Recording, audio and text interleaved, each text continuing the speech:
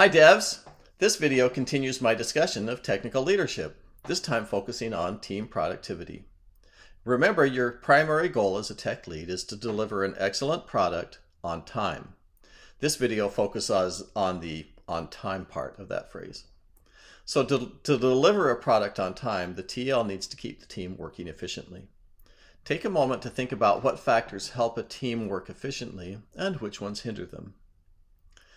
There are the most obvious ones, of course, such as managing the schedule, prioritizing the work, keeping everyone busy, and so on. But there are also quite a few that people don't often think about. These include keeping the team focused, making decisions that stick, keeping the team happy, since an unhappy team will rarely be productive. These less obvious ones are at least as important as the project management tasks. I'll touch on them a little bit in this video, but they're the primary focus of the next video on team unity. So let me start by discussing the development cycle. In today's tech world, it should be fairly obvious that the so-called waterfall method of development is a lousy development process. In this process, the waterfall process, decisions are made at the top and they work their way down. It's like water cascading down a waterfall. The work also cascades from one team to another, usually starting with a product manager who defines the product, and then it cascades down to a UX designer who turns that into screenshots, and then it cascades down to the development team who is tasked with implementing it. So let me give you a short story about this. So many years ago, I was the TL of a project and I was handed a series of screenshots and I was told to implement them. Well, during the implementation, my team took some small liberties to simplify the development and to make the behavior a little more standard and so on.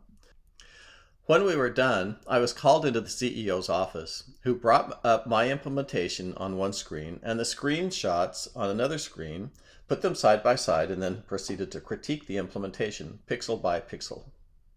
So I wasn't surprised when, after we took several months to make those changes, the product eventually failed. Well, needless to say, this was not a pleasant experience for me or for the development team. Even today, though, I find I consulted a number of companies where the waterfall model in some form or another is still used. The results are rarely good, and I spend much of my effort trying to improve the company's processes. Today, most successful software development companies have abandoned the waterfall process and instead use some variation of agile methodology. So there are very many variations of agile methodologies. You can find numerous tutorials online, so I won't go into detail. Speaking broadly about these methodologies, though, they usually involve creating a development team that consists of product managers, UX designers, and developers. They all meet regularly together during the entire development process to iteratively design and develop the product. Now, if we had done this in the example I just gave, we would have quickly come to agreement on which of the shortcuts were worth making and which were not. We all would have been actively engaged in the product and its development. The engineers wouldn't have felt like they were being forced to build something that they didn't agree with, and everyone would have bought into the final product and therefore would have worked with enthusiasm on it. These are actually the primary benefits of agile methods. Decisions are made quickly, implementation costs are taken into account early, we learn as we go, and perhaps most important, everyone has bought into the final outcome and feels invested in its success. Well, the biggest challenge with agile methods, though, is predicting when the work will be completed. Since development usually starts before the product is fully defined, it's very difficult to estimate how long it will take.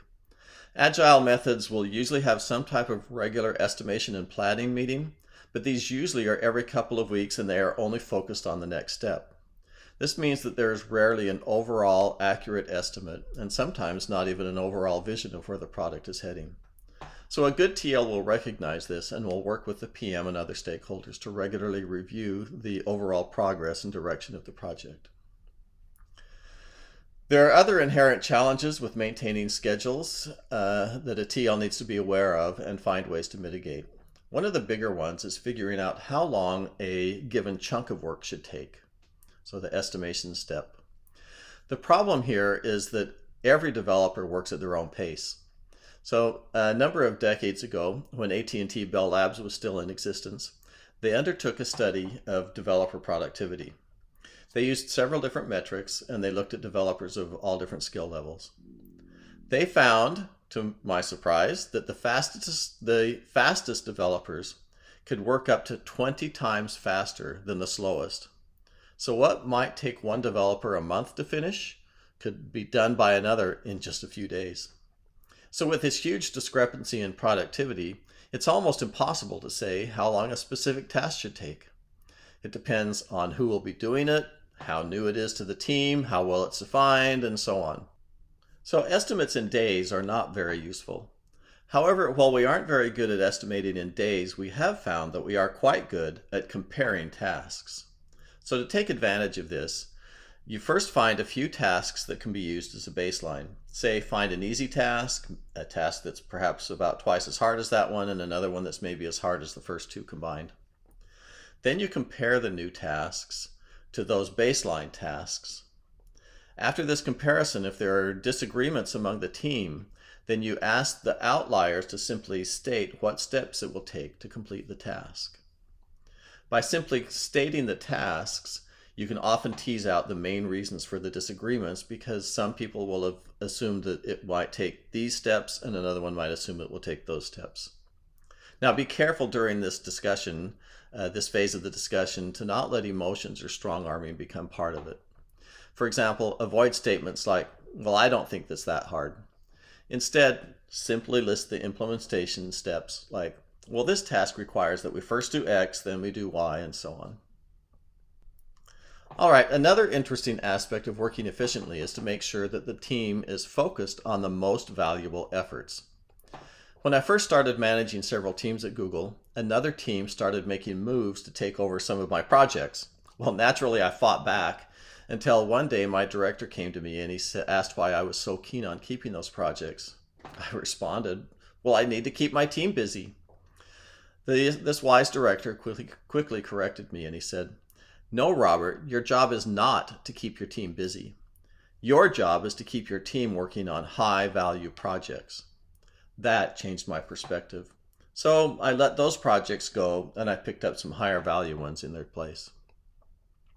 So how do you keep your team working on the most valuable projects? It's so easy to get caught up in working on the most urgent projects instead of the most valuable projects. Well, at Google, I learned a technique for doing this, and that is to ask the PMs to put a dollar value on every single one of the projects they are asking you to do. This isn't always easy. For example, how do you put a dollar value on tasks that will make the team more productive, such as refactoring or cleaning up code? Well, don't worry too much about getting it perfect. Just find a way to make an estimate. Perhaps in this case by estimating the future work the team will save and multiplying that by a typical developer salary. So now that you have that, it's tempting to say, okay, we'll just work on the tasks that have the highest dollar value. Well, unfortunately, it's not quite that easy, since you might have some very high value tasks that will take a very long time, and then all these easier but still valuable tasks will sit by the wayside. So what you do instead is you go through all the tasks and you develop a cost estimate. How long will it take to develop, for example? And then you take the value of the task and you divide it by the cost. This ratio, the value divided by the cost, makes the lower value but easier projects bubble up toward the top. Now you take the tasks in that order. So now that you have your projects ranked, you need to figure out how to assign them out to the team. Well, in many teams, they'll simply assign out 1 tasks per developer. I have a 5 developer team. I take the 5 top tasks and I assign them out and off we go. Well, it turns out that this really isn't the most efficient way to work. A little math will prove that if you can actually have the entire team pile onto the highest ranked task and finish it, and then deliver it, and then move on to the next one and get it done and deliver it, and so on, you actually deliver more value more quickly. The reason is that with this approach, you're pushing higher value tasks out the door sooner, where they can accumulate value for the company. If instead you spread the tasks out among the team, then each one of those tasks will take longer to deliver, and the value to the company, the total value to the company over time will be lower. So if possible, that is a great way to assign out your tasks, to use the pile-on technique. Unfortunately, though, in many cases, it's not practical. For example, some of the perhaps a task cannot be easily worked on by multiple people, or maybe your corporate culture makes it challenging. For example, at Google, it was very difficult to use this approach because promotion prospects were greater if you worked on a task alone or in a small team where you could demonstrate leadership. Well, so you just do the best you can. Just make sure you're trying to deliver the highest value you can in the shortest amount of time. So team productivity is a big topic with much to be said about it, much more than I'm able to get to in a short video. Let me end, however, with one final observation. It's common in software development for engineers to specialize in back-end, front-end, or other areas. This means that on many projects, they are spread across multiple smaller teams that are now forced to coordinate their work. Usually the teams work independently, with each team assuming that they know what the other one is doing. While a good TL needs to make sure that the coordination between the teams is thorough, so that, say, the front end knows what the details of how the back end API is expected to work, and the back end knows exactly what API calls the front end will need. But even with this tight coordination, it's very difficult, or it's very easy for the two to get out of sync. In a recent project I was managing at Google, I had two separate TLs, one for the front end and one for the back end. This mostly worked well, but we would frequently find that when the two teams finally hooked their projects together, which usually came toward the end of the development cycle, there would be small differences in understanding that needed to be fixed out. Occasionally, they would cause fairly large schedule slips. On one project, we were very worried about shipping on time. And so one of the TLs approached me and he suggested that the two teams integrate early and frequently, and then that they demonstrate that the integration was really working by doing a regular demo of the entire feature from top to bottom. This turned out to be incredibly successful since it forced the teams to coordinate regularly to make sure they understood each other's requirements, and then it let us track their progress. We called these demo days, and we held them every other week during most of the development. And then as we got closer to release, we'd hold them weekly. These meetings soon became some of my favorites. I loved to see how the teams were bringing the product together and to see the visible demonstrations of the progress. So that's a short overview of what issues a TL might face in keeping a team productive, with a few suggested solutions. I hope you find it useful and that it will guide your further research into team productivity. Thank you.